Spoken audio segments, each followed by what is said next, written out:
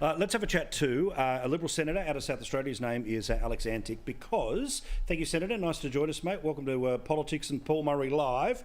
Now, let's have a chat here because in South Australia, the Chinese consulate is slap bang in suburban areas of Melbourne, and it ain't just a little building. Tell me about the size of this damn thing and some of the complaints that you're getting about it. Yeah, well, thanks, Paul. Look, this is a pretty big installation. It's in the order of 5,500 square metres. It covers what was two certificates of title. It's actually more like about 5 blocks, house blocks, you could put on this spot, and it goes parallel between two streets in a very leafy, very lovely tree-lined suburb in eastern Adelaide. I mean, if you're thinking in Melbourne and Sydney terms, you're looking at Toorak and Vaucluse. It's that kind of area. Now, that's not an issue. I mean, you know, these consulates have to go somewhere. But it really is the size of this installation, I think, that is causing the most alarm, and some of the behaviours that's surrounding it that's being reported. We are getting reports of, you know, activity at different times of the day, which might be very early in the morning, a fence getting knocked down, the NBN getting knocked out 2 or 3 times.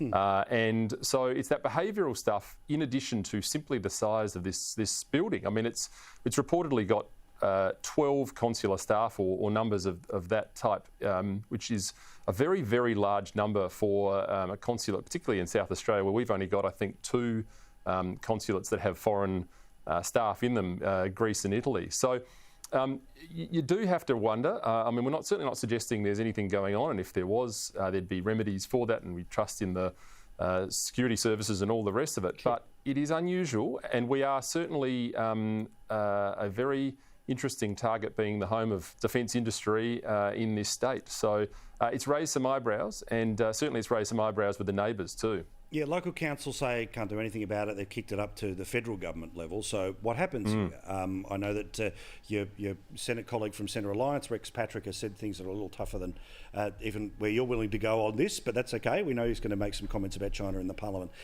in a couple of weeks' time. What happens here?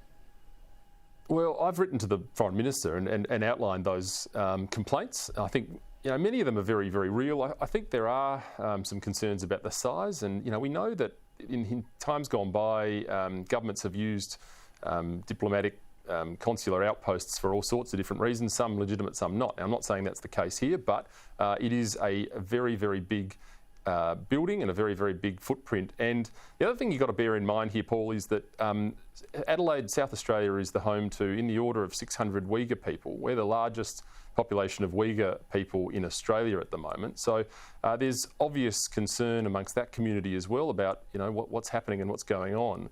I think really from here, I'd like to hear back from the Foreign Minister. I've written about some of these complaints, and some of them are indeed just behavioural. I mean, some of these complaints that are coming from residents are not the sort of thing. I mean, it might be the sort of thing that flies in Beijing, but this is Australia, and we treat our neighbours with respect. And so this may well fly over the top of local government, but it's something I think that we need to look into as a federal government. Bloody oath. Senator, thank you so much. Let's keep talking, hey? Thanks, Paul. Thank you, mate. Senator Alex Antic there in South Australia.